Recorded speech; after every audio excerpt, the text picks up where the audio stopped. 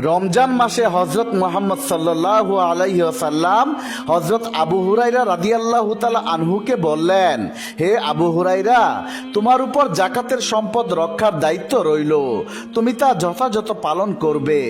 বিশ্বনবী হজরত মুহাম্মদ সাল্লাল্লাহু আলাইহি ওয়াসাল্লামের নিকট হতে জাকাতের সম্পদ রক্ষা করার দায়িত্ব নিয়ে আবু হুরাইরা রাদিয়াল্লাহু তাআলা আনহু বাড়িতে চলে আসলেন। রাতের বেলা হজরত আবু হুরাইরা রাদিয়াল্লাহু তাআলা আনহু শুয়ে আছেন, তিনি তখনও ঘুমাননি। হঠাৎ আবু হুরাইরা লক্ষ্য করলেন যে কোনো এক আগন্তুক এসে জাকাতের খাদ্যের মধ্যে হাত দিয়ে কিছু নিতে চাচ্ছে। তখন আবু হুরাইরা শোয়া থেকে উঠে সেই আগন্তুকের কাছে গেলেন এবং তাকে ধরে ফেললেন। অতঃপর হজরত আবু হুরাইরা সেই আগন্তুককে বললেন, আল্লাহর কসম, আমি অবশ্যই তোমাকে রাসূলুল্লাহ সাল্লাল্লাহু আলাইহি ওয়াসাল্লামের কাছে নিয়ে যাব। তখন সেই আগন্তুক বলল, আমি খুব দরিদ্র মানুষ, আমার পরিবার আছে, আমার অভাব মারাত্মক, অনুগ্রহ করে আমাকে ছেড়ে দিন। আগন্তুকের কাকুতি মিনতি শুনে আবু হুরাইরা রাদিয়াল্লাহু তাআলা আনহুর খুব দয়া হয়ে গেল, তাই তিনি সেই আগন্তুককে ছেড়ে দিলেন। ছাড়া পেয়ে সেই আগন্তুক সেখান থেকে চলে গেল। অতঃপর সকালবেলা যখন হজরত আবু হুরাইরা হজরত মুহাম্মদ সাল্লাল্লাহু আলাইহি ওয়াসাল্লামের কাছে এসে উপস্থিত হলেন, তখন বিশ্বনবী সাল্লাল্লাহু আলাইহি ওয়াসাল্লাম আবু হুরাইরাকে বললেন, কি আবু হুরাইরা, গত রাতের আসামির খবর কি? তখন আবু হুরাইরা রাদিয়াল্লাহু তাআলা আনহু অবাক হয়ে বললেন, হে আল্লাহর রাসূল, সে তার প্রচন্ড অভাবের কথা আমার কাছে বলেছে, আমি তার উপর দয়া করে তাকে ছেড়ে দিয়েছি। তখন বিশ্বনবী হজরত মুহাম্মদ সাল্লাল্লাহু আলাইহি ওয়াসাল্লাম বললেন, হে আবু হুরাইরা, অবশ্যই সে তোমাকে মিথ্যা বলেছে, দেখবে সে আবার আসবে।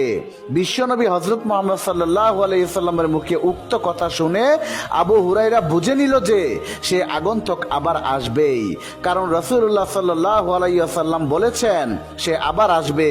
তাই আবু হুরাইরা অপেক্ষায় থাকলেন। পরের দিন রাতে পূর্বের নেই আবু হুরাইরা রাদিয়াল্লাহু তাআলা আনহু তার নিজের কক্ষে শয়ন করছিলেন এবং সেই আগন্তুকের জন্য অপেক্ষায় ছিলেন, কারণ আবু হুরাইরার বিশ্বাস ছিল যে সেই আগন্তুক আসবেই, বিশ্বনবীর কথা কখনো মিথ্যা হতে পারে না। কিছুক্ষণ পর আবু হুরাইরা লক্ষ্য করলেন যে সেই আগন্তুক আবার এসে খাবারের মধ্যে হাত দিয়ে খুঁজতে লাগলো। তখন আবু হুরাইরা তাকে ধরে ফেললেন এবং বললেন, আল্লাহর কসম, আমি অবশ্যই তোমাকে রাসূলুল্লাহ সাল্লাল্লাহু আলাইহি ওয়াসাল্লামের কাছে নিয়ে যাব। তখন সেই আগন্তুক বলল, আমাকে ছেড়ে দাও, আমি খুব অসহায়, আমার পরিবার আছে, আমি আর আসবো না। আবু হুরাইরা রাদিয়াল্লাহু তাআলা আনহু এবারও তার উপর দয়া করে তাকে ছেড়ে দিল এবং সে সেখান থেকে চলে গেল। সকালবেলা আবু হুরাইরা রাদিয়াল্লাহু তাআলা আনহু যখন বিশ্বনবীর কাছে এসে উপস্থিত হলেন, তখন বিশ্বনবী সাল্লাল্লাহু আলাইহি ওয়াসাল্লাম বললেন, কি আবু হুরাইরা, গত রাতে তোমার আসামি কি করেছো? তখন আবু হুরাইরা রাদিয়াল্লাহু তাআলা আনহু বললেন, হে আল্লাহর রাসূল, সে তার চরম অভাবের কথা আমার কাছে বলেছে, তার পরিবার আছে, আমি তার উপর দয়া করে তাকে আজকেও ছেড়ে দিয়েছি। বিশ্বনবী সাল্লাল্লাহু আলাইহি ওয়াসাল্লাম বললেন, অবশ্যই সে তোমাকে মিথ্যা বলেছে, দেখো সে আবার আসবে। এবারও আবু হুরাইরা রাদিয়াল্লাহু তাআলা আনহু বুঝে গেল যে সে আবার আসবে। তাই তৃতীয় রাতেও আবু হুরাইরা রাদিয়াল্লাহু তাআলা আনহু অপেক্ষায় থাকলেন। অতঃপর সেই আগন্তুক আবার এসে খাবারের মধ্যে হাত ঢুকিয়ে খুঁজতে লাগলো। তখন আবু হুরাইরা রাদিয়াল্লাহু তাআলা আনহু তাকে ধরে ফেললেন আর বললেন, আল্লাহর কসম, আমি অবশ্যই তোমাকে বিশ্বনবীর কাছে নিয়ে যাব। তুমি এই নিয়ে তিনবার এসেছো, অথচ তুমি বলেছিলে আর আসবে না, কিন্তু আবার এসেছো।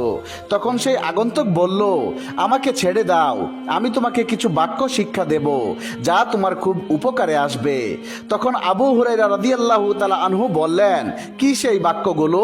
তখন সেই আগন্তুক বলল, যখন তুমি নিদ্রায় যাবে তখন আয়াতুল কুরসি পাঠ করবে, তাহলে আল্লাহর পক্ষ থেকে তোমাকে একজন রক্ষক পাহারা দেবে আর সকাল পর্যন্ত শয়তান তোমার কাছে আসতে পারবে না। সেই আগন্তুকের মুখ থেকে উক্ত বাক্য শোনার পর আবু হুরাইরা রাদিয়াল্লাহু তাআলা আনহু তাকে ছেড়ে দিলেন এবং সেই আগন্তুক ব্যক্তিটি সেখান থেকে চলে গেল।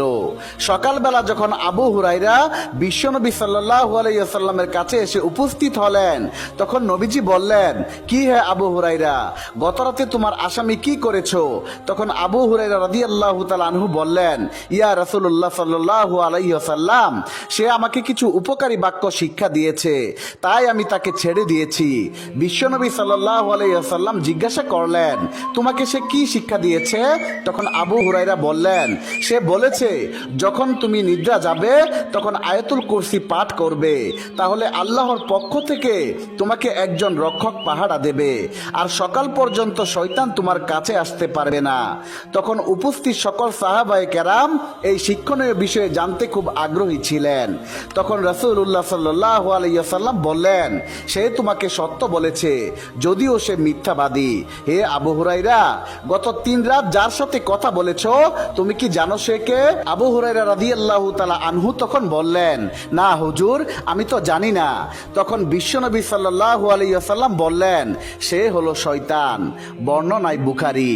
প্রিয় দর্শক, এই হাদিস থেকে আমরা যা শিখতে পেলাম তা হলো জনগণের সম্পদ পাহারা দেওয়া ও তা রক্ষা করার জন্য আমানতদার দায়িত্বশীল নিয়োগ দেওয়া কর্তব্য। আবু হুরাইরা রাদিয়াল্লাহু তাআলা আনহু ছিলেন একজন বিশ্বস্ত আমানতদার সাহাবী।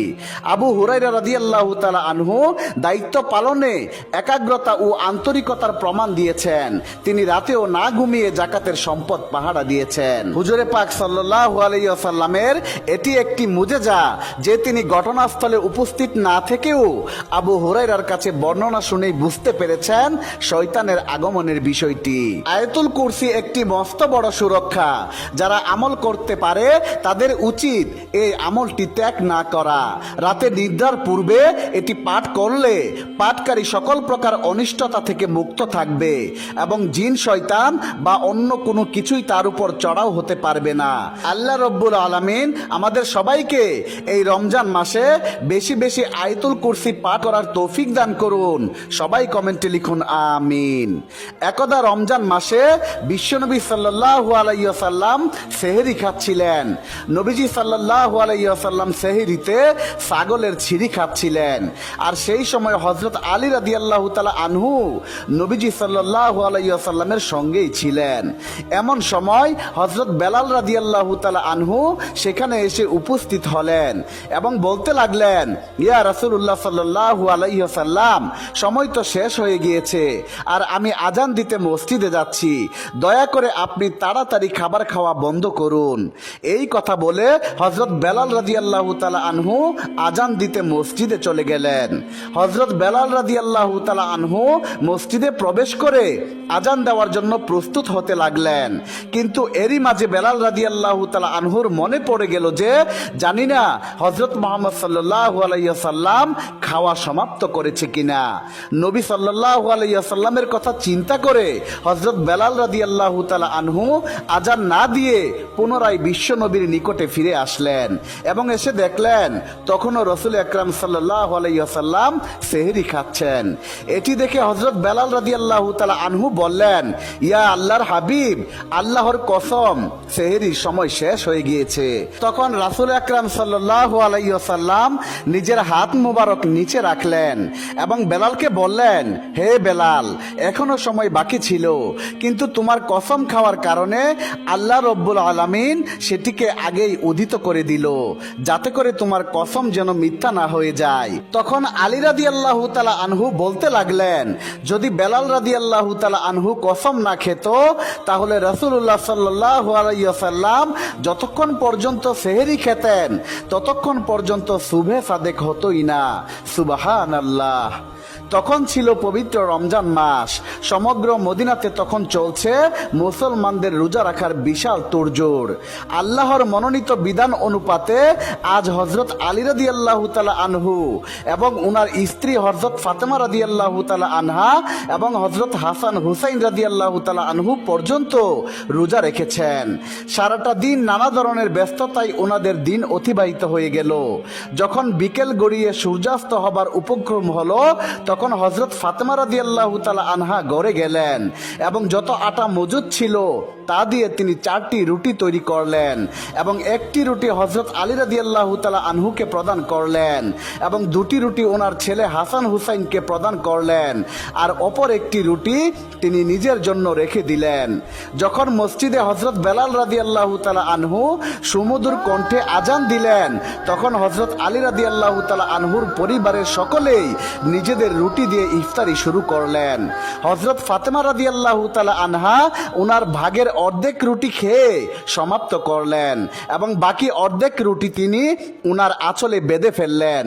এই দৃশ্য দেখে হযরত আলী রাদিয়াল্লাহু তাআলা আনহু ফাতেমা রাদিয়াল্লাহু তাআলা আনহাকে উদ্দেশ্য করে বললেন, হে ফাতেমা, তুমি তো মাত্র অর্ধেক রুটি খেলে, তোমার কি কোনো ক্ষুধা নেই?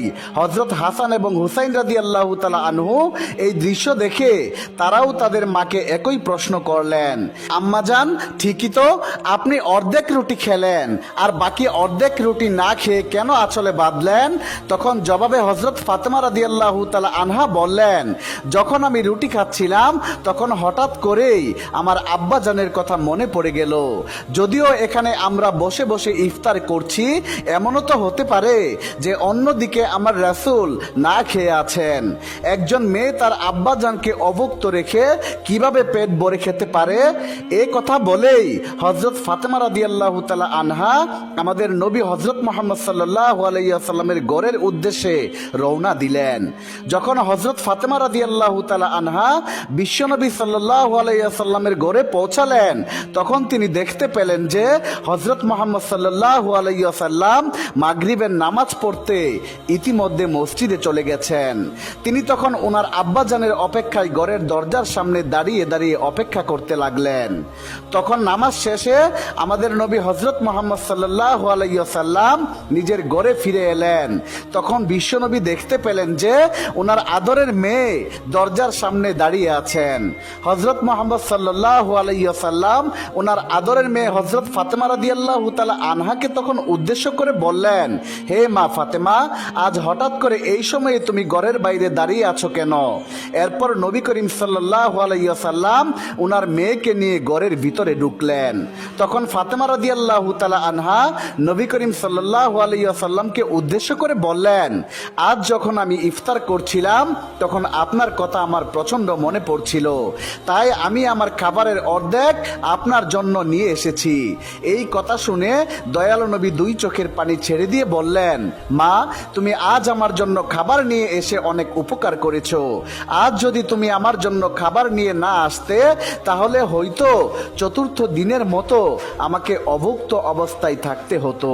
নবীর মুখে এমন কথা শুনে হযরত ফাতেমা রাদিয়াল্লাহু তাআলা আনহার 2 চোখ অশ্রুসিক্ত হয়ে গেল। হযরত ফাতেমা রাদিয়াল্লাহু তাআলা আনহা তার আঁচল থেকে সেই রুটির অর্ধেক টুকরো বের করে ছিঁড়ে ছিঁড়ে আমাদের নবীকে খাওয়াতে লাগলেন এবং অশ্রুসিক্ত কণ্ঠে আমাদের নবীকে বললেন, আব্বাজান, আজ হয়তো আমার বদৌলতে আপনি কিছু খেতে পেয়েছেন, কিন্তু কাল কি হবে? কালকে আপনি খাবারের জন্য কি পাবেন? আমাদেরই বা কি হবে? আমরা তো এটাও জানি না যে কাল আমরা কিছু খাবার পাবো কিনা। এই কথা শুনে আমাদের নবী ওনার আদরের মেয়েকে উদ্দেশ্য করে বললেন, মা, বেশি বেশি ধৈর্য ধারণ করো, কারণ আমাদের এই ধৈর্যের কারণে আল্লাহ রব্বুল আলামিন আমার দুর্বল উম্মতের গুনাহসমূহ ক্ষমা করে দিবেন। সুবহানাল্লাহ।